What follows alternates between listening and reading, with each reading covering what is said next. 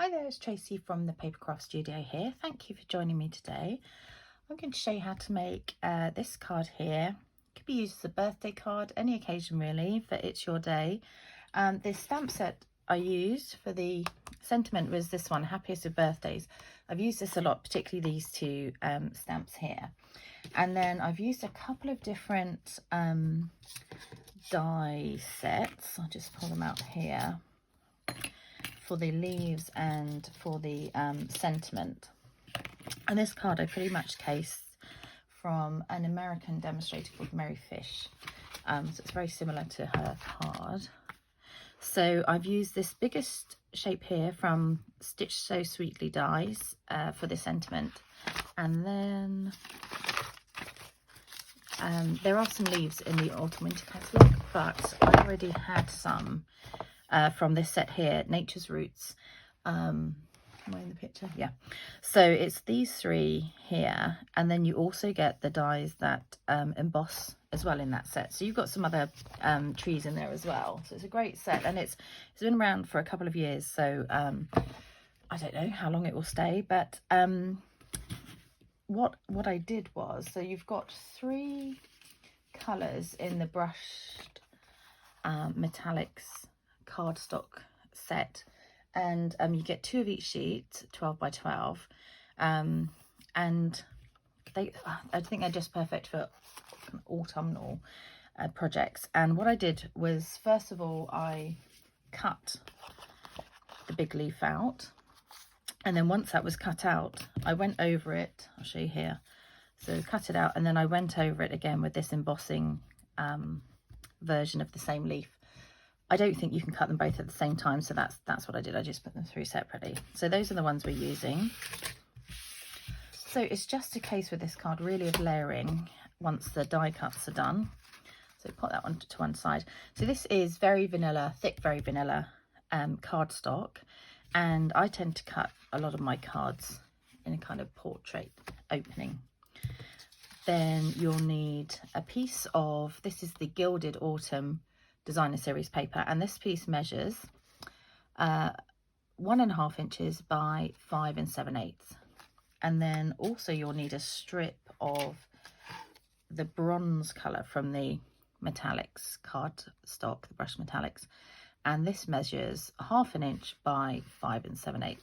So what's going to happen, and actually you could use, you know, either side of the paper. This is one of my projects from my October class by post, so you choose which side you want. I think it goes quite nicely with the what colour is this? Mint macaron paper here. So basically what you want to do is have a little strip of the bronze, well, you could have more if you wanted, but showing underneath. So you need to put a little bit of glue on the right side of the cardstock, the brushed cardstock here. So you don't want to go too far over, but also go quite near the ends, because obviously you need it to stick. And then by using the liquid glue, we can just move it around to get it lined up how we want it. And then this is then going to sit on here, and it should sit flush. Mine's gone a little bit wonky there, it doesn't matter. It will sit flush with the edges of the card here. So again, more glue on the back.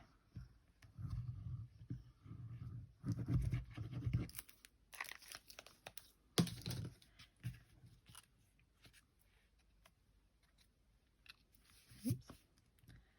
And then just move it into place so that it's flush with this side and with the top and bottom.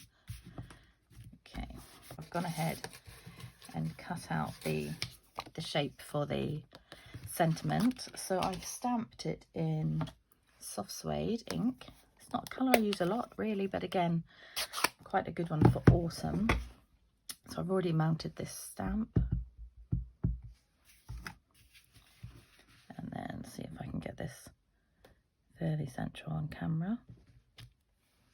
Not too bad. Could be better. So there we go. I've just put my thumb, look at that, in the ink pad as I'm trying to close it. Do I have a tissue around? might put on a bit of cardstock for now. This never happens with a really pale colour, does it? Always with the dark one. Okay, I'll try not to get it all over the rest of the projects. So bring back in the card, and we're going to pop this on some dimensionals. So flip that over. Okay, so we're going to try and balance out the back a bit here. So maybe 1, 1, 1, 1, and then one in the middle. Peel those off.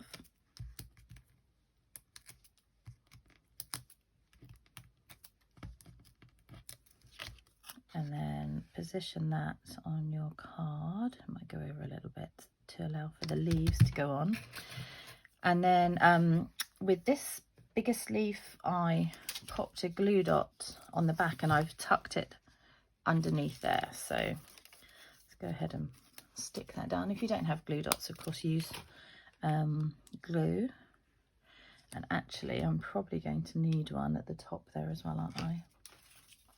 I'm just going to take another one off here, and then one on my thumb as well, stick it underneath there. So that's going to hold that one down. And then the other two I also put glue dots on, but I've layered them on the raised section here. So I went with this one next. So again, just a glue dot on the back. And you can arrange these however, you know, in whichever order you like. And then one, we put it on this leaf, I think, maybe one on that leaf as well. And then that's going to sit over there to overlap a little bit. And then I used this gold twine. There's a jewel pack here. So it's the Forever Greenery Trim Combo Pack. Now this one does fray here. You can see at the end it's starting to go on this picture. I think you can see it there. And how I've got over that is each time I cut it, I pop a little knot at one end. Can you see that there?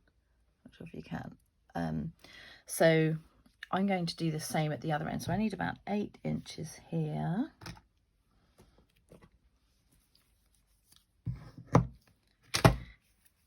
And I'm just going to tie a knot. You can do this actually before you cut it if it's easier, and that's just going to stop it from completely fraying before I've tied the bow. Can you see that? It's fraying already. So if you have got this in my kit this month, you'll receive a piece that's knotted at either end. And then you can just do a little bow, kind of creating bunny ears. So this is just 2 loops, and then I'm going to tie the loops. And let's try that again. 2 loops, and then I'm going to tie those in a knot. Oh, more fingers and thumbs today. Am I going through the right bit there? Oh my goodness. I'm waiting to do my nails, and they're a little bit long at the moment, so I'm finding things a bit harder to get through. I might have to fast forward this in the video. Here we go. Okay, let's just pull that a little bit because that's going to disappear through again. So as you start to tie your bow, if it's too big, hold on to the knot and just pull the ends, and then just pull them again until you get the size bow that you'd like on there. And then I quite liked having it frayed after that.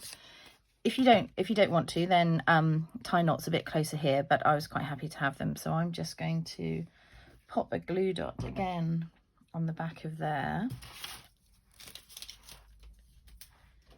And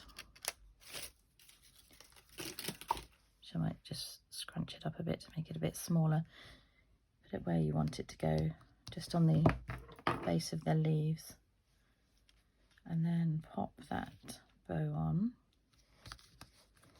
Okay, and then like I say, if you do want it frayed, just trim the ends and it will naturally just start to come away from the single strands will separate, and then you can just give them a bit of a helping hand. But I quite like that where they're starting to fray.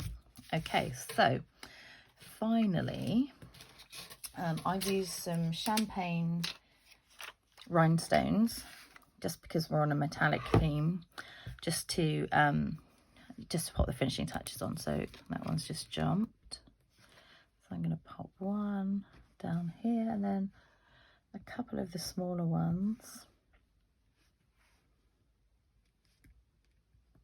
So I really should have the other end of my Take Your Pick tool on, just down there. And there you have it, a autumnal celebration card. Take care, bye.